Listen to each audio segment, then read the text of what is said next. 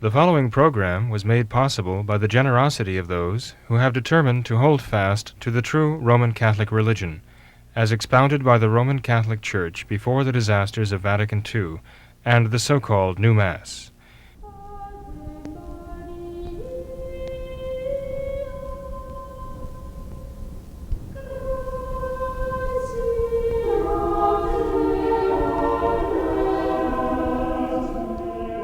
Hello and welcome to What Catholics Believe. I am James Birch, and with me tonight is Father William Jenkins of Immaculate Conception Church in Norwood, Ohio. Hello, Father. Hello, Jim. Father Jenkins recently put out a video on What Catholics Believe regarding the Indult Mass, and we've received quite a few questions regarding that video, and so tonight we're going to try to answer some of those questions. So the first question that came in, Father, is that one thing you did not mention in your last video are the variations of the different traditionalist groups. And so maybe I'll list the three that they gave here, and could you briefly explain and contrast the three, that being the Society of St. Pius V, the Society of St. Pius X, and the Fraternity of St. Peter. Well, Jim, a great deal could be said about this, as you know. But the word briefly, I take that very seriously, as you know, so I'll try to be characteristically brief. As I mentioned in an earlier program, what defines someone as traditional is that they follow Catholic tradition, right? That there is actually unity of faith and unity of worship in principle among all these traditional groups. They all agree that they believe in the traditional Catholic Catechism, notably the Roman Catechism, the Council of Trent Catechism. We all believe what is contained in that catechism. All traditional Catholic groups, as such, believe in the Catholic worship that has come down to us through the ages, traditional Catholic worship, notably in the Latin Roman rite of Mass. And if you ask all the traditional groups in the world, right down to the last person in each group, what is it you want for your worship? They would say, we want the traditional Latin rite, or the Roman rite of Mass and sacraments. That is what we want. So there's a perfect unity in belief and in worship in principle. And even in the matter of government, that's the third aspect of the unity of the Church. All traditional Catholics, as traditional Catholics would say, we have to follow Catholic tradition. I mean, even the Pope, every true Catholic Pope has to follow Catholic tradition. He is subject to Catholic tradition. His papacy is precisely to guard and protect and foster Catholic tradition. This is where there's a difference. Because while in principle all these traditional groups say that they follow Catholic tradition, in fact they don't. Okay? And I do not believe that the Fraternity of St. Peter is traditional in the sense that they really follow Catholic tradition. The Society of St. Pius X also, I believe, that in some ways it does not follow Catholic tradition. I am with the Society of St. Pius V because I believe that the Society of St. Pius V does actually follow Catholic tradition. And I could explain that, again, wouldn't be quite as brief to explain it, but for example, with the Fraternity of St. Peter, they are officially part of the Novus Ordo Church. They recognize the Novus Ordo religion as Catholic, as the Catholic religion. And they therefore promote the modernist idea of the Church being a mixture, as I mentioned in my video, of good and bad liturgy, good and bad doctrine, always in need of reform, as Francis and all the modernists say, because it's a mixture of the good and the bad. It's always constantly evolving. I mean, when you accept the Novus Ordo with all that it is meant and all it's done to the Church, and you accept that as Catholic, then you have absolutely no right to refuse it. You should embrace it. And it can't just be a matter of personal taste and preference that says, I reject the Novus Ordo, I'm holding on to the traditional Latin Mass. So in that one thing, anyway, I would say, it's clear that for the members of the Fraternity of St. Peter, it can't really be a matter of principle. It has to be a matter of taste. because they have to embrace the Novus Ordo as being Catholic. And with regard to the Society of St. Pius X, again, I mean, I think they depart from Catholic tradition. They have in the past, and I think they continue to still entertain the notions that somehow they have the authority to grant marriage annulments, which they certainly do not, right?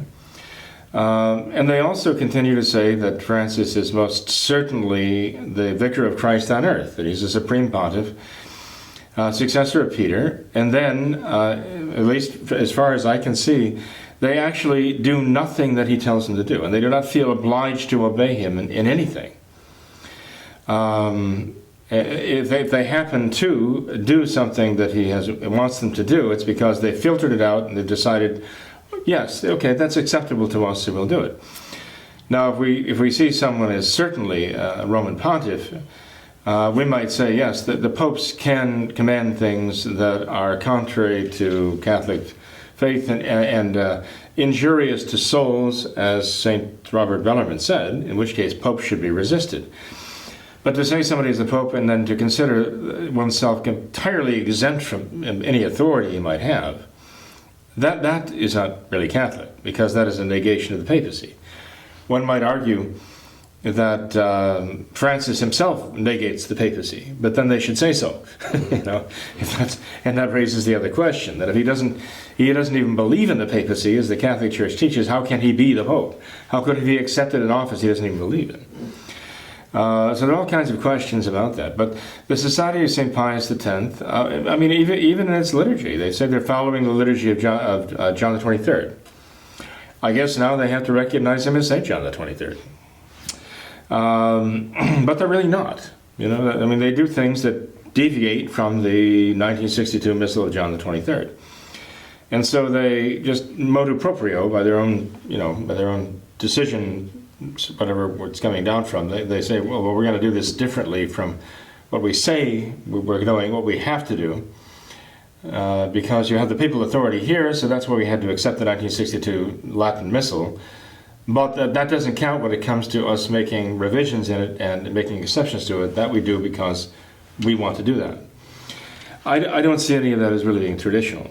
As I say, for a person to follow Catholic tradition, I think it's very simple, straightforward matter of three statements or three principles that come together to make one traditional. One is that what the Church has always done and always required her faithful to do in order to be Catholic, that is what we will do. We will do everything the Church has insisted that Catholics must always do to be Catholic.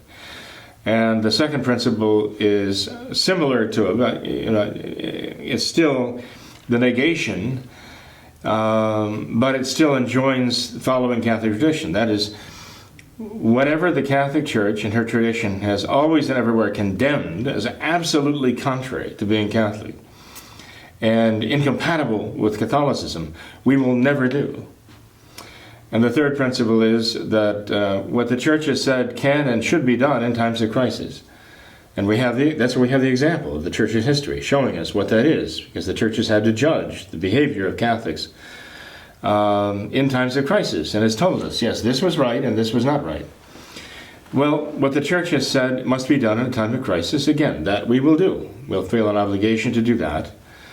And I believe that the Society of St. Pius V is actually adhering closely to those three principles. I don't see other traditional groups, at least the ones you've mentioned, that actually following through in practice what they claim in principle, that they're following Catholic tradition. And there are, besides in the question, there are also other traditional Catholic groups out there as well. Oh, yes. So, and individual traditional priests. We're not affiliated with any group. Okay. Perhaps because they, again, see problems where they just don't see the group adhering, this or that or the other group adhering fully to Catholic tradition. I mean, look at the Tooks. He doesn't mention the Took bishops, but I mean, here you have a case where the source of their orders, Archbishop Took, actually consecrated non-Catholics, and this is something that the Church has always and everywhere condemned in the most severe possible terms. even when in canon law there was a suspension that was inflicted because there was a report of this, the church would investigate and find out if it's true, and there's a certain obstinacy in that, the church would excommunicate. Now the excommunication is automatic, and it's the most severe automatic excommunication the church has. Specialissimo modo reservata a Sancta Sede. That's, the most specially reserved to the Holy See itself to lift that excommunication for doing such a thing as that. So, again, how can those who have the took line of clergy claim we're following Catholic tradition when at the very root of their very existence, right, they have something that is totally contrary to Catholic tradition and always and everywhere condemned by Catholic tradition in the most severe possible terms. And yet they claim that this is their springboard for actually saving Catholic tradition. It doesn't compute. So it all comes down to that, in my mind anyway, that the difference between the traditional groups is that, there's a matter of actually being traditional Catholic in principle and in word, and traditional Catholic in deed. And I look at the other traditional Catholic groups, other than the Society of St. Pius V, and I see that they're willing to compromise with tradition, Catholic tradition, when it is convenient for them. And necessity is the mother of invention, and they found a way to invent an excuse, right? The Society of St. Pius V is the only group that I know of that, at least as far as I can see, is completely consistent with Catholic tradition. Now, you mentioned the Took line. They're also for any viewers who might see them under different names, like the CMRI. Am I correct about that? Or? Congregation of Mary Immaculate Queen. Okay. In English. Okay. And then there is one other group that I know that a lot of people may have some questions about, and that would be those that are part of the St. Benedict Center. If you could discuss them a little bit. Right. Well, they're, again, I think traditional in more taste than principle. They would probably hotly dispute that. But the fact is, they have to acknowledge the Novus Ordo Church as being the true church. And the church that Christ established, even though it has Novus Ordo sacraments and a Novus Ordo Mass. And again, if you see the Novus Ordo liturgy with its Mass and its sacraments, if you see that as Catholic, then you have no right to refuse it. And if they refuse it, one has to ask, on what grounds do they refuse it? If it is not Catholic, then why are they continuing to pretend that the Novus Ordo Church is the Catholic Church, which actually has as its ordinary form of worship, its standard form of worship of God, something that is not Catholic and therefore false worship? Why do they continue pretending that this is the actual Catholic Church? So again, I think their whole position is compromised from the very beginning. But also, the hardline St. Benedict Center people who are really followers of Father Feeney have to reject baptism of desire and baptism of blood. They say only baptism of water can actually provide, sanctifying grace to the soul, justification and sanctification. But again, this is contrary to Catholic tradition. The Brothers Diamond, so-called, this kind of self-proclaimed brothers, Benedictine brothers, they have taken a harder line even than Father Feeney. In his book, I think it's Our Daily Bread, Father Feeney's lectures give, in the course of a year, 3 different explanations of baptism of desire and the effect. And I think it's because Father Feeney himself wasn't clear. He had an evolving idea of what baptism of desire was and what it could do. And no wonder Rome called him to the Vatican to explain himself, because even he sounds very confused. None of his 3 explanations actually coincide with Catholic tradition. When I say Catholic tradition, I'm just going back to the Catechism of the Council of Trent, which was originally published to the world by Pope St. Pius V in the year 1566. That's the first edition of the Catechism of the Council of Trent. You couldn't really come up with better Catholic credentials than that, And if you go to the original Catechism of the Council of Trent, it came right off the presses under the name of St. Pius V back in 1566. Under the question of the baptism of adults, I mean, it says it explicitly in Latin. In Latin, that is really not beyond the capability of a layman who has some basic Latin background.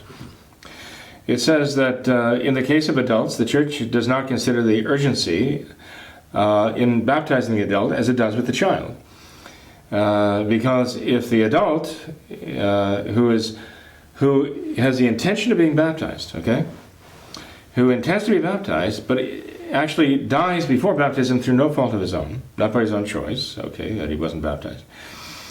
If he dies with the intention to receive the sacrament and true contrition for his sins, then this will avail him unto grace and justification. I mean, there you have grace and justification and sanctification. That's what you have, grace and justification.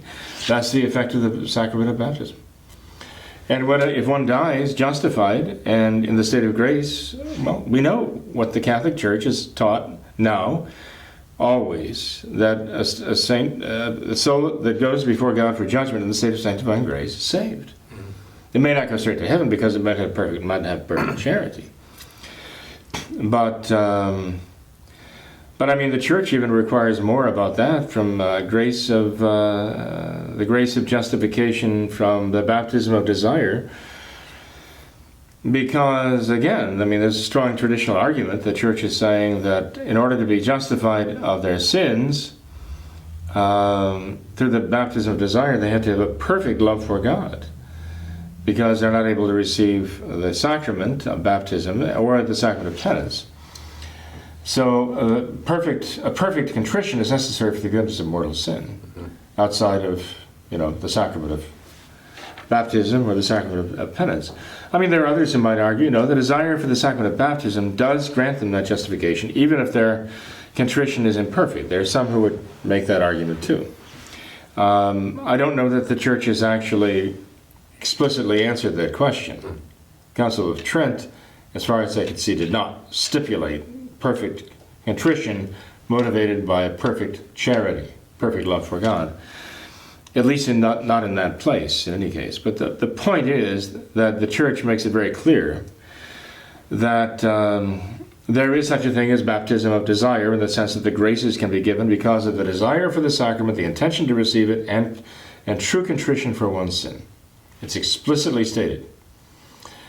So if one wants to argue that the Council of Trent was wrong, that St. Pius V didn't understand the Council of Trent, that he got the faith wrong, that he's foisting some sort of a heresy on the faithful and misrepresenting the sacrament of baptism, well, their argument is not with me, but it's with St. Pius V. If they're saying the Council of Trent got it wrong, their argument is with the Church, not with me. But the Church's teaching is quite clear on the subject.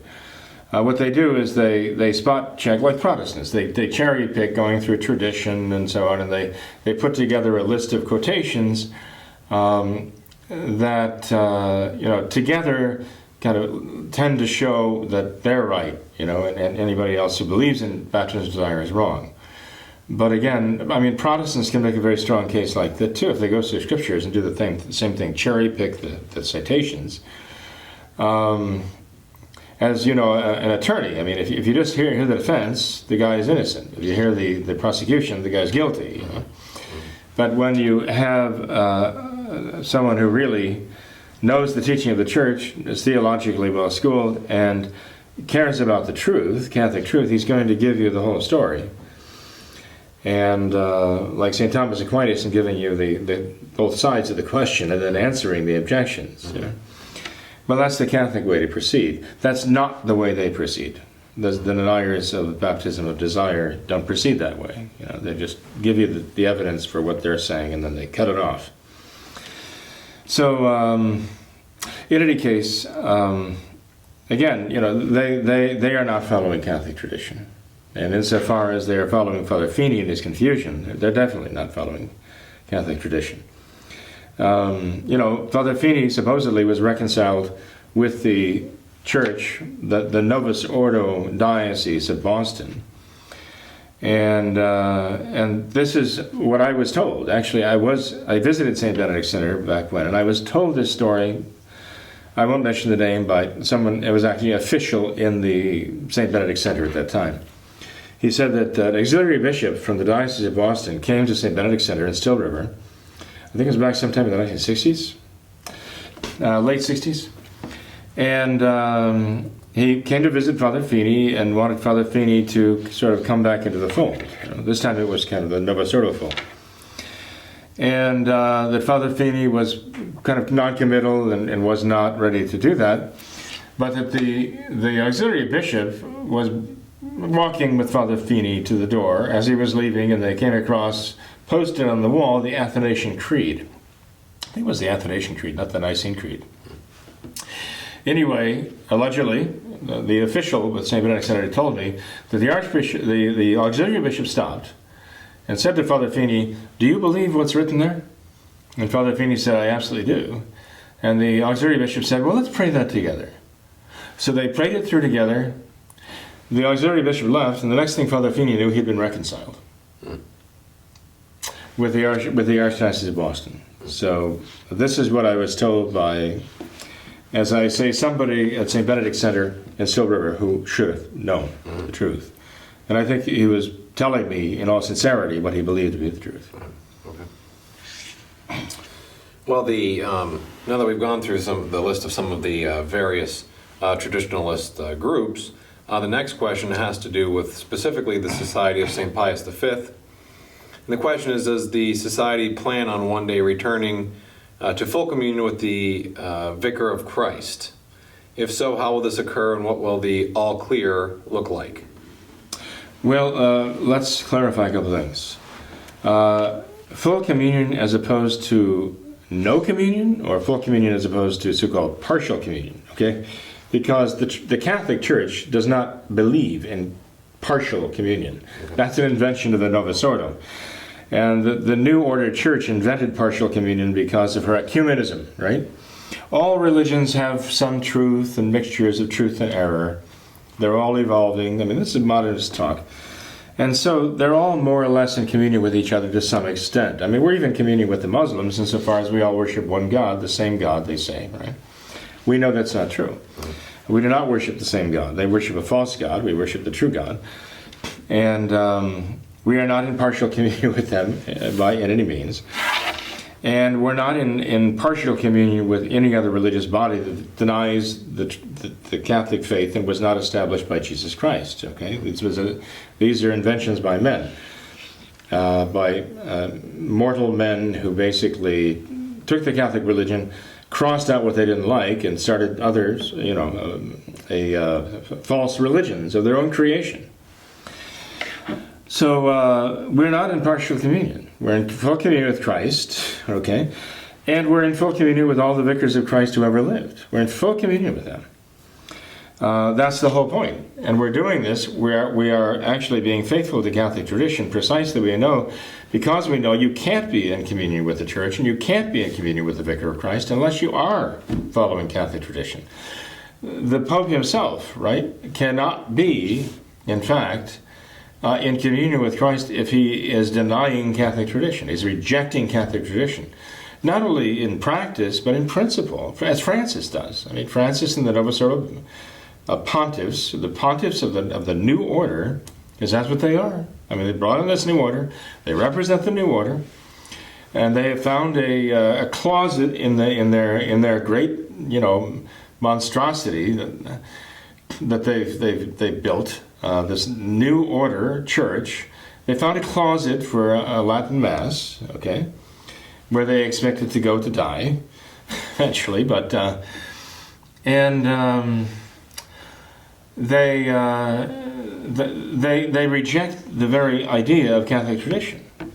Francis has come right out and said it. I mean, he said the tradition of the Catholic Church is change. That's it. That's it. The Catholic Church just has change as her tradition. Everything changes. Perfect modernism, evolutionism, the bedrock of modernism, it's right there. So we hold the same faith that St. Pius V held, that St. Pius X held, that all the other Piuses, that all the other popes held. Before Vatican II, and the modernists, beginning with John the 23rd, profess. We profess the traditional Catholic faith, that all of the saints we've honored for all these centuries, we have the same faith that they have. And the Novus Ordo does not hold that. There are individuals within the Novus Ordo who do hold to pretty much the traditional faith. But again, they're willing to also say, that those who don't hold that same faith, they're all together in the same church. Even those who don't necessarily have the same faith. Someone who belongs to the Novus Ordo, by the way, and says, look, I belong to the Novus Ordo Diocese of Covington. I'm part of this diocese, I'm subject to the bishop, I go part of this parish, I receive the Novus Ordo sacraments there. That person would also have to say, and of course, I'm also in the same church with Hans Kung. What is he, Dutch? Clergyman who denies practically all the doctrines of the Catholic Church. I mean, this man, if he's not an apostate, he's come as close to apostasy as he can possibly come. And I'm not sure about the nationality for some reason. I'm getting a little brain freeze there. But nonetheless, Hans Kung has been around forever. He was one of the paritui. He was a paritus, a theological expert at Vatican II. Okay, Benedict XVI welcomed him to the Vatican. He received him, and which scandalized a lot of people. Hans Kung was denounced to him. So I think it was Benedict XVI who said, well, we can no longer consider Hans Kung a Catholic theologian. And the conservatives in the Novus Ordo thought, well, that's wonderful. Look, the Holy Father is upholding the faith. He denounced Hans Kung as not a Catholic theologian. But Hans Kung is still a Catholic. He's still a Catholic priest in good standing. They still recognize him as a Catholic clergyman. He's still a theologian. I think he's teaching on a Protestant faculty, but he's teaching theology. So he's still a theologian, but he's not a Catholic theologian. He's figured that out. So anybody who belongs to the Novus Ordo has to say, well, look, he and I belong to the same church. I think the conservative Novus Ordos would say, we don't have the same faith. We don't maybe have the same worship, because I go to the Latin Mass, and he wouldn't touch it. He has these radical... But even though we don't have the same faith, we don't have the same worship, and we certainly don't recognize the same authority, because he doesn't recognize the papacy. He thinks it's a human creation, invention. We're still in the same church. Why? Because the Novus Ordo pontiffs, the popes of the Novus Ordo, recognize them both and acknowledge them both to be members of the church. This is the Novus Ordo ecumenism. So, I mean, as far as I'm concerned, Hans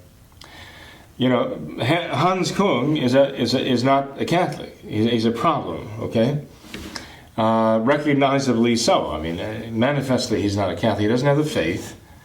He condemns the Catholic faith. He ridicules the Catholic faith. But insofar as someone goes to the New Order Church and actually recognizes the Church of the Novus Ordo with all of its Novus Ordo Mass sacraments, etc., that person actually is in the same boat with Hans Kung. He's a co-religionist of Hans Kung. If he's not, what's he doing there? Why is he going there? Right? So he has to embrace Hans Kung as a brother in the faith, and he has to admit all of the ecumenical principles of the New Order, in principle. And I consider him to be, in that sense, no better, no more Catholic than Hans Kung. It's just that Hans Kung likes this, and our Latin Mass friend likes that. It's a matter of personal preference. It can't be a matter of principle. Now, when you say that the Society of St. Pius V is in communion with all of the vicars of Christ, can we also take that to mean that the Society of St. Pius V has no plans to return to full communion with anyone who is not the vicar of Christ? Oh, absolutely, yeah. I mean, if somebody... just because somebody puts on the white robes, right, and lives at the right address, right, in Vatican City, if he doesn't profess the Catholic faith, if he doesn't represent the Catholic faith, if he's teaching an alien faith, I mean, let's face it, look, chapter 1, St. Paul to the Galatians, If an angel from heaven comes down and teaches you a different gospel than what we preach to you, let him be anathema. Right? So, a fortiori, a human being who is elected by modernists to live in the Vatican and wear the white robes and so on, but he doesn't teach the Catholic faith. Quite the contrary. He's falsifying the Catholic faith and he's falsifying the Catholic religion. We will not be in communion with him. Not at all. I would not give Holy Communion to Francis. I would not.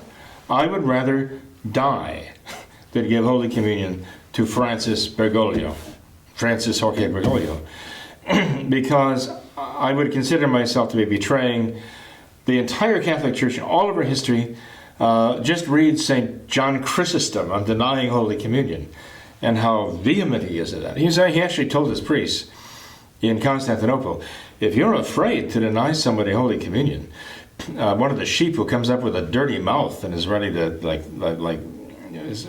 with his dirty mouth, spread the dirt on his mouth throughout the pond where all the other sheep are drinking.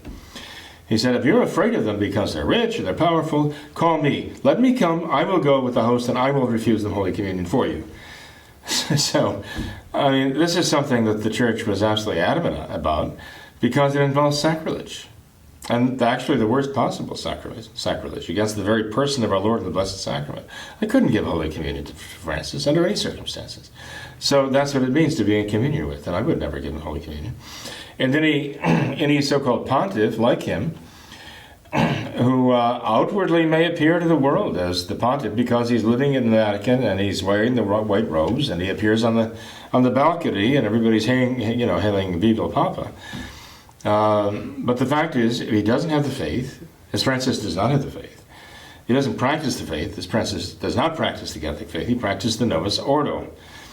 We simply, as Catholics, as real Catholics, cannot be in communion with him, not even partial communion with him. Well, Father, I thank you very much for answering these questions regarding the various traditionalist groups, as well as some specific questions as to being in communion with the true Vicar of Christ.